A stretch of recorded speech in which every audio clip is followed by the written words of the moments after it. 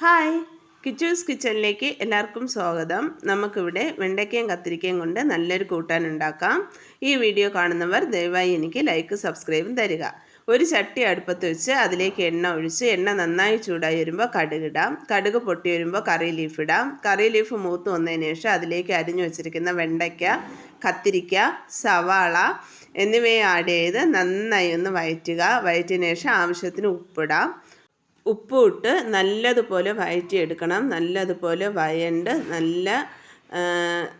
വയണ്ട് നല്ല മൂത്ത് വരണം. ഇതാണ് അതിൻ്റെ പരുവം. ഇതുപോലെ നന്നായി വഴന്ന് വന്നതിന് ശേഷം ഇതിലേക്ക് നമുക്കിതാ എടുത്ത് വച്ചിരിക്കുന്ന പുളി ആഡ് ചെയ്യാം.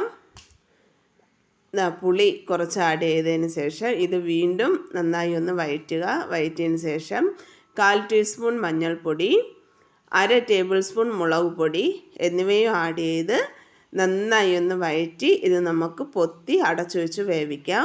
നന്നായി ഒന്ന് വഴറ്റിയതിന് ശേഷം ഞാൻ അടച്ചു വയ്ക്കുന്നുണ്ട്. അടച്ചു വെച്ച് കുറേ കഴിഞ്ഞ് തുറന്ന് നോക്കിയപ്പോഴത്തേക്കും